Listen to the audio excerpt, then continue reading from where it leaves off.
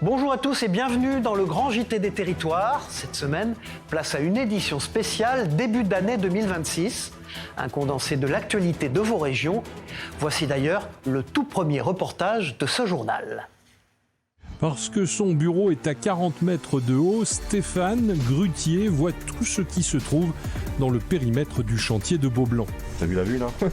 C'est beaucoup de concentration et de vigilant à tout. Vous gardez des souvenirs de vos chantiers comme ça? Ouais, je me fais des albums sur les chantiers. Et là, je suis en grand déplacement donc avec les vaches. Sinon, je suis du Pays Basque. Et justement, par là-bas aussi, avec l'océan, je prends des belles photos. La montagne aussi. Et c'est aussi un peu notre avantage de notre métier. Bon, vous savez que vous êtes en train de construire une salle de basket dans laquelle Pau Orthez va venir souffrir. J'espère bien les revoir. J'espère, voilà. Le grutier, bien qu'isolé, travaille en équipe avec ses correspondants au sol. Ils ont des talkie-walkie, ils sont à plusieurs à avoir la radio. Ça, c'est hyper important justement. J'ai même déjà fait des chantiers sans caméra, face cachée. Et pour moi, le plus important, c'est d'avoir une très bonne communication avec le bas. Une communication garante de la sécurité. Un peu plus de 50 personnes se croisent quotidiennement entre les grues et les engins. L'opération est suivie au quotidien par un coordinateur SPS qui surveille que les entreprises aient bien le droit d'être là déjà, respectent bien un mode opératoire qui a été validé et puis que toute la coordination entre les différentes entreprises se passe bien. Un chantier de cette nature va permettre la création d'un complexe sportif important. Il y a la performance technique, mais aussi l'aventure humaine de la construction. J'adore repasser une fois fini, puis on laisse des traces dans ce qu'on a fait. Donc c'est ça, moi j'ai pu faire voir à mon fils les chantiers que j'ai réalisés.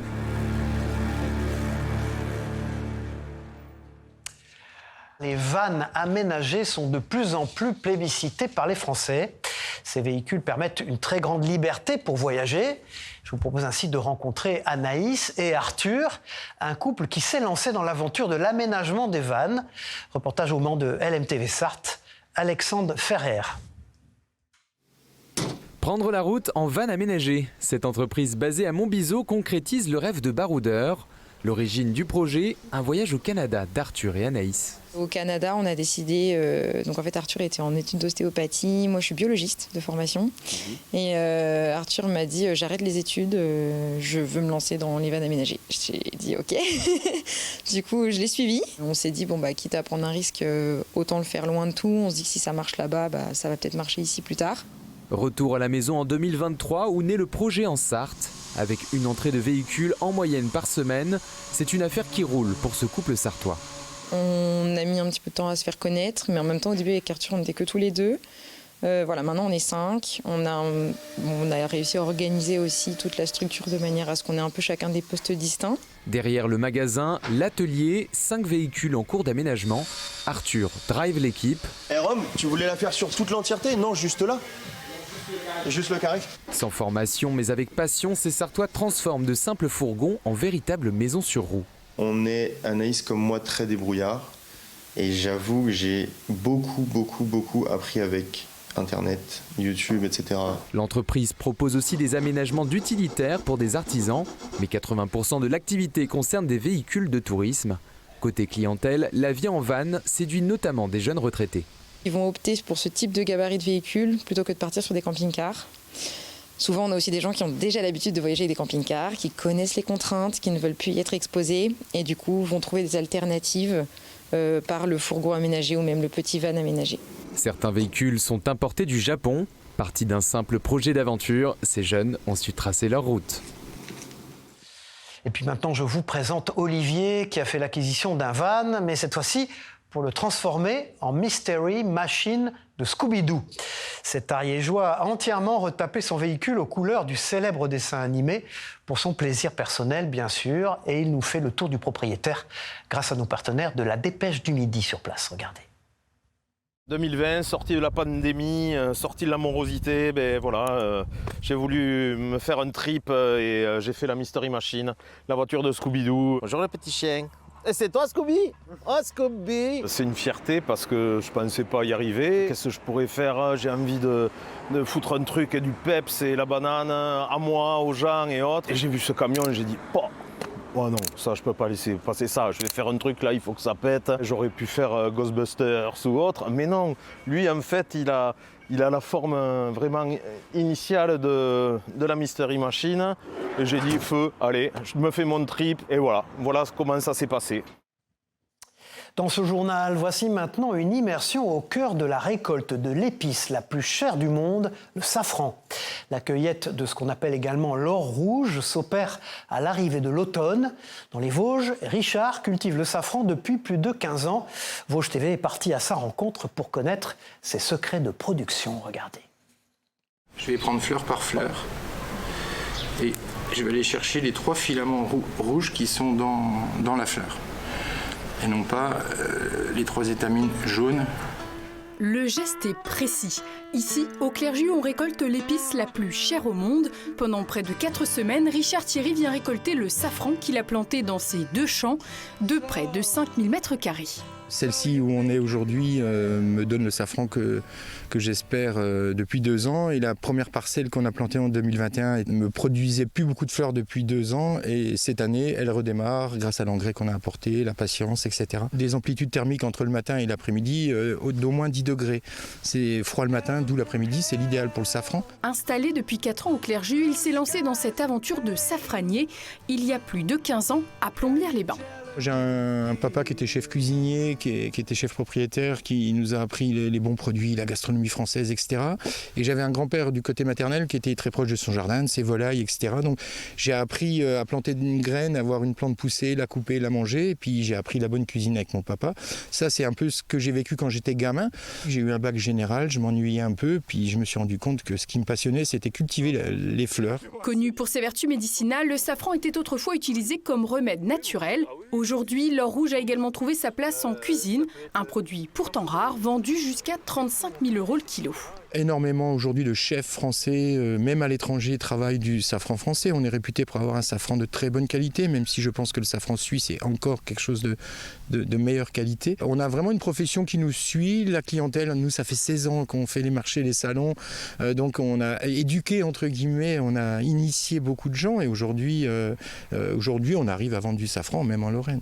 Pour pallier les récoltes irrégulières de ces dernières années, en sachant qu'il n'a jamais réussi à atteindre 1 kg par an, Richard souhaite diversifier son activité avec la plantation de nouveaux bulbes de safran, mais aussi en se lançant dans la production de morilles. Il partagera son activité lors d'un week-end safran en fête sur son exploitation. Partons maintenant en Haute-Savoie. Dans ce journal, nous allons découvrir Tanguy, qui exerce le métier de maréchal ferrant.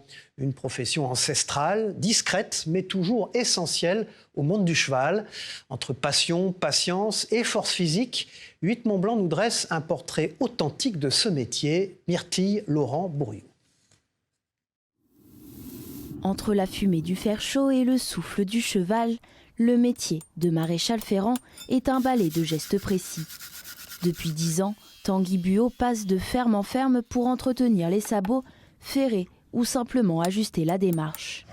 Alors moi à la base, j'étais pas du tout du milieu de la maréchalerie ni dans les chevaux. Et en fait, moi ce qui m'a attiré, c'était à la base, je voulais travailler avec les animaux et travailler l'acier.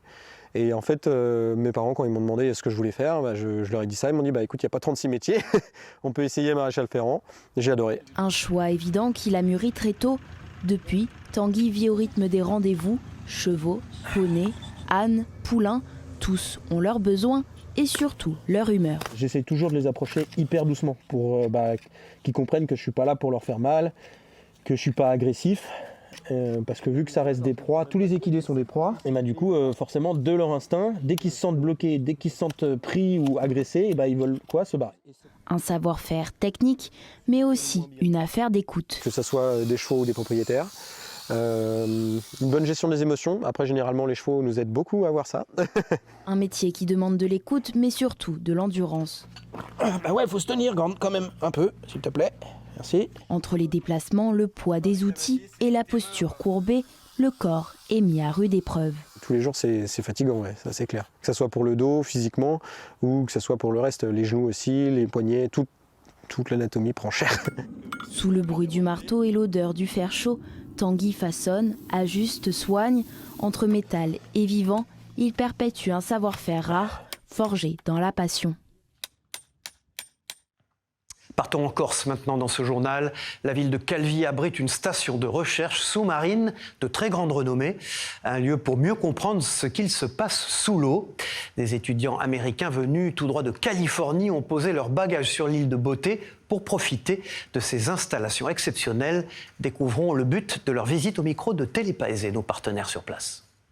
À cause du changement climatique, l'eau en Corse est en train de se réchauffer et il y a des poissons qui viennent de la Méditerranée sud, qui sont en train de remonter vers le nord. Et c'est le cas ici des girelles-pans. Les girelles-pans sont en train de remplacer les girelles. Alors l'expérience que les étudiants sont en train de faire, c'est de voir exactement comment la compétition entre les deux espèces se produit. Du point de vue scientifique, c'est un endroit idéal. La logistique est formidable. La station Starezo est unique au monde, en fait. Des images exceptionnelles maintenant dans ce journal. La migration des grues cendrées est un spectacle à ciel ouvert que nous pouvons observer chaque année à l'automne. Ces animaux fascinent les photographes comme Colin, présent au bord du lac du Der dans la Marne. Regardez ce reportage de Puissance Télévisions, Léo Martin. C'est une habitude qu'il a chaque année. Colin se rend sur la digue du lac du Der pour observer et photographier les grues cendrées. En pleine migration, ce jour-là, environ 3000 étaient présentes sur le plus grand lac artificiel d'Europe. Des grues assez loin là-bas sur le lac, du coup on va voir en zoomant au max ce qu'on peut avoir. Une passion née il y a quelque temps où la plus grande vertu est la patience. La photographie animalière, on va dire que c'est une passion qui prend du temps, parce que pour avoir la photo idéale, il n'y a pas de secret en fait. On apprend un peu les habitudes de vie de l'animal, et une fois qu'on connaît son comportement, faut aller sur le terrain et y retourner. Le lac du Der reçoit des touristes du monde entier pendant un mois pour observer les grues cendrées, un lieu auquel les habitants du coin tiennent énormément. La grue, ça reste quand même l'emblème du lac. Et puis ça reste aussi un oiseau qui est pas commun, hein. C'est pas comme les pigeons qu'on croise tous les jours en ville. Et côté photo animalière, il y a énormément d'espèces. Comme on vient de voir là un instant, il y a des aigles sur le lac, il y a tout ce genre d'oiseaux qu'on peut pas voir ailleurs. Cette année, il travaille sur un documentaire pour expliquer la migration des grues cendrées, un projet de longue haleine. Il faut beaucoup de moments de sa vie, parce que va falloir le moment où il mange, le moment où, je sais pas, les grues qui font des danses par exemple, ou des grues des fois qui s'énervent, qui se mettent à courir sur la plage et tout. Et donc il faut vraiment que j'attende tous ces moments, que je réussisse à filmer tous ces moments. Donc c'est beaucoup de préparation et beaucoup de travail. Faire un documentaire sur la grue cendrée, c'est quand même un oiseau exceptionnel, qu'on ne voit pas tous les jours. Et sur le lac du Der, on a l'occasion d'en voir beaucoup. Donc pour un premier documentaire pour ma part, c'est plus simple que de faire sur une espèce qu'on voit 2 fois dans l'année et qu'on risque de rater, quoi. Il y a plus de 310 espèces différentes sur le lac et à toutes les périodes de l'année. Une occasion pour les amateurs de photos de venir toutes les saisons. Le miel est un produit aux nombreux bienfaits nutritionnels et pour notre santé, il en existe pour tous les goûts.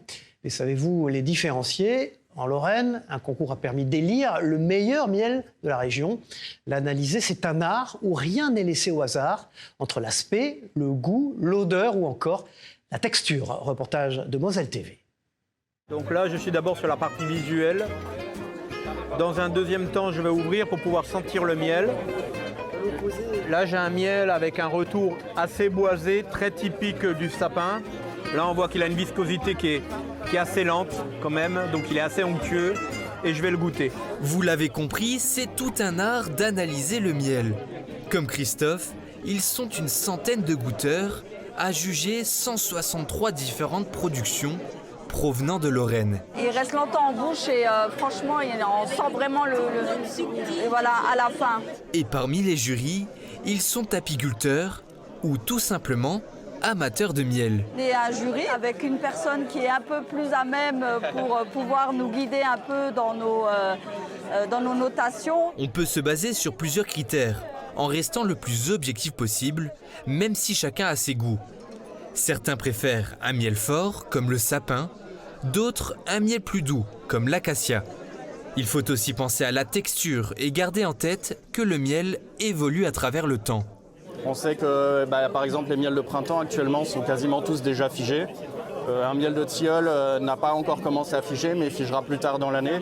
Et donc ça va aussi donner des caractéristiques différentes. Mais alors, comment se positionnent les miels mosellans au niveau national? Même s'ils n'ont pas encore d'appellation d'origine protégée, ils sont très bien perçus car l'apiculture est une vraie tradition en Moselle. La biodiversité est très bonne en Moselle, on a un peu tout, vous pouvez le voir, on a 7 miels qui sont présentés, c'est 7 catégories différentes, on va dire 7 types de nectar différents. Et ensuite on a une région où on a tout ce qu'il faut, c'est-à-dire de l'eau et du soleil au printemps et en été. Et cette année, le miel français a eu la chance de voir un beau printemps. Mais un problème subsiste. C'est le frelon asiatique, ça y est, il est installé, il nous crée des soucis, il nous tue les colonies. Au total, on dénombre jusqu'à 15 000 ruches en Moselle, pour un ensemble de 1300 apiculteurs locaux. Tout à fait autre chose, connaissez-vous le kiwano ? C'est un fruit qui est originaire du Kenya et aussi insolite que cela puisse paraître. Un agriculteur, et oui, du Tarn-et-Garonne, cultive ce fruit depuis les années 90. Partons donc rendre visite à Laurent, cet agriculteur qui nous présente les particularités du kiwano. Reportage de la Dépêche du Midi. Je vous présente un kiwano qui en fait est à l'origine du Kenya, qui est un fruit qui fait partie des concombres botaniquement. Quand la chair est bien verte, vert foncé, vert bouteille, en fait le goût de banane verte est très prononcé. Ça pousse à peu près comme un melon, on va le dire comme ça. Le feuillage est très très abondant et il protège les fruits. Et tous les fruits se font sous le feuillage et surtout dans toute cette ramification. Il lui faut énormément de chaleur, donc notre climat le permet. Mais cette année particulièrement, c'est assez difficile parce qu'en fait, des jours très chauds et très ensoleillés, on en a eu très peu. Au cœur du Maroni, en Guyane, la Romerie Saint-Maurice est installée depuis plus de 100 ans. Les spiritueux de la maison sont devenus de véritables emblèmes des Antilles. Et je vous emmène donc au cœur de cette institution qui vient d'inaugurer un parcours touristique unique au monde en pirogue. Des images exceptionnelles proposées par la Chronique du Maroni, nos partenaires. Une balade en pirogue pour s'imprégner de la culture de l'Ouest guyanais. C'est la nouvelle idée de la Romerie Saint-Maurice installée à Saint-Laurent-du-Maroni depuis 1917. Nous allons inaugurer un circuit touristique avec un accès à la Romerie en pirogue. Je crois que c'est unique au monde et donc à Saint-Laurent-du-Maroni nous avons beaucoup de choses uniques, mais maintenant nous avons une chose en plus, c'est la seule Romerie au monde qui se visite en pirogue. Rachetée Ernest Prévost il y a 2 ans et demi par le groupe GBH de la famille Alliot, déjà propriétaire des Romeries martiniquaises Clément et JM, l'unique Romerie de Guyane innove et le fait savoir. L'occasion aussi pour la distillerie Saint-Maurice de recevoir des mains de l'État une distinction, le label entreprise du patrimoine vivant. C'est un club très fermé de 1000 entreprises françaises, dans lequel il y a déjà une entreprise guyanaise, Tige Verte, qui fait de la coutellerie.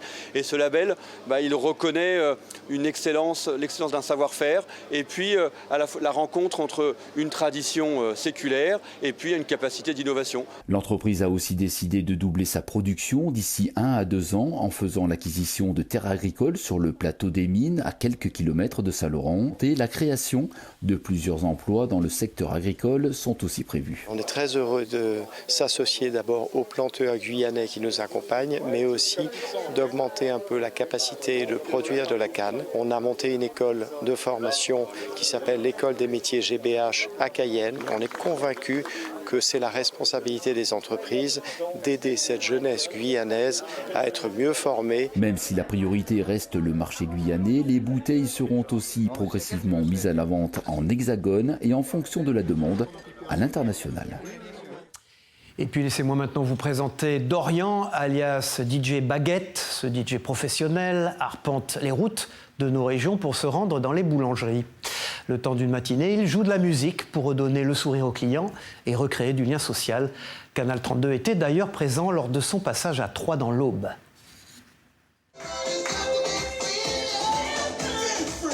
L'animation n'est pas commune, le fournil de Chaumeday ne s'est pas transformé en discothèque, seulement en terrain de jeu pour Dorian Gamon, alias DJ Baguette. Le jeune homme de 29 ans s'est installé dans un coin de la boulangerie pour proposer un moment musical aux clients et aux employés au rythme des années 80. but, c'est vraiment de se fondre dans le décor. Une boulangerie, généralement, c'est pas très très grand. Il faut apporter un matériel qui corresponde bien, surtout à la vitrine. L'endroit va être aussi important. Je suis à côté des baguettes, avec DJ Baguette, finalement. Ça correspond bien. Aujourd'hui, il sillonne les boulangeries de la France entière. Accompagné de sa platine et de ses enceintes, DJ Baguette s'installe en moins de 25 minutes dans un coin de la boutique. Je fais des prestations dans des bars, dans des restaurants, dans des discothèques. Et puis, curieux un petit peu de préserver notre patrimoine. Je faisais aussi ce constat que c'est de plus en plus difficile pour un commerce de résister dans une conjoncture économique qui est compliquée. Et musicalement aussi, on a plein de richesses en France. Donc je me suis dit que coupler les deux pouvait faire une belle association.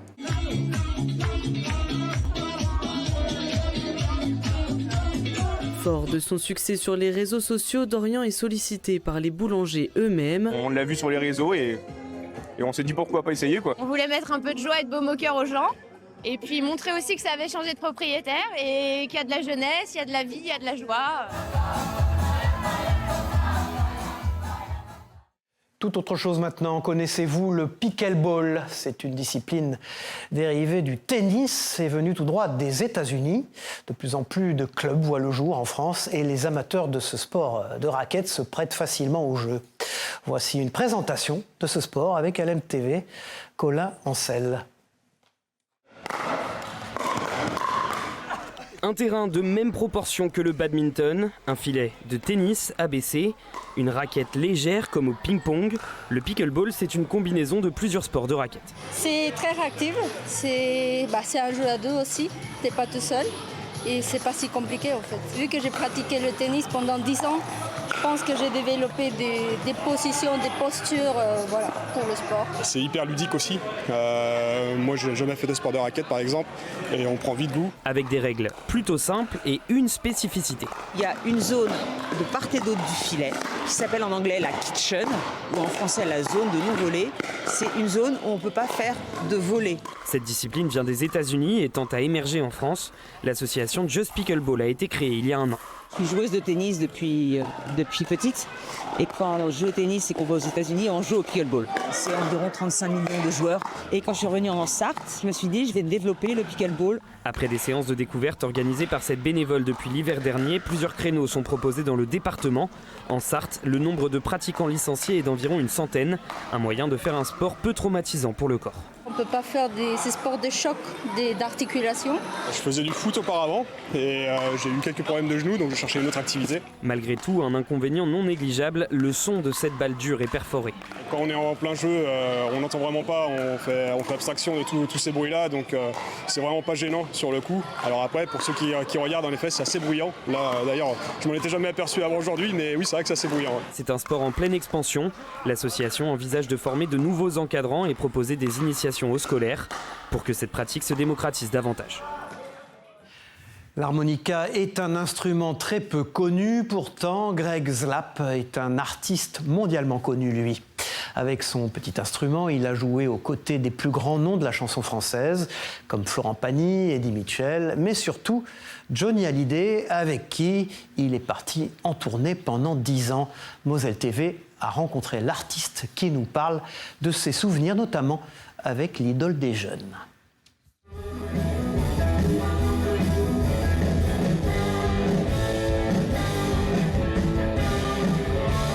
L'harmonica, ce qui est très particulier, c'est que c'est un instrument qui réserve toujours des surprises. Donc moi, j'apprends toujours, je découvre de nouvelles choses. Greg Zlap est harmoniciste et il a joué avec les plus grands, Florent Pagny, Eddie Mitchell, mais surtout Johnny Hallyday, avec qui il est parti en tournée pendant 10 ans. C'est à lui qu'il rend hommage pour ce concert événement nommé « Toute la musique que j'aime ».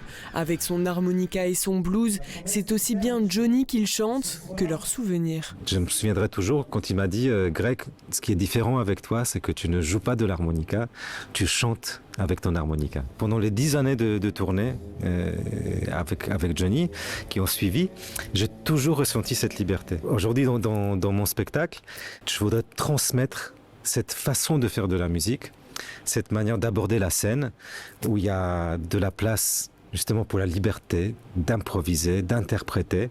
Et c'est que nous a transmis Johnny en fait à travers ses concerts. Greg Zlap a désormais une école à son nom à Terreville, une école de musique qu'il parraine et dans laquelle il s'est rendu pour rencontrer les enfants.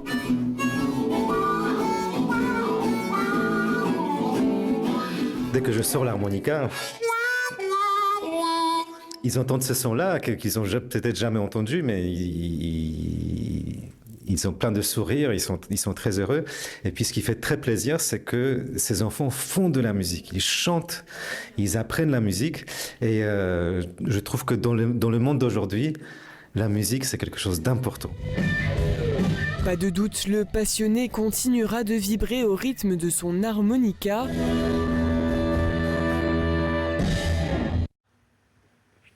Voilà, c'est la fin de cette édition. J'ai été ravi de vous accompagner. Merci à tous de nous avoir suivis. L'équipe du Grand JT des Territoires vous souhaite une excellente année 2026. Au revoir à tous.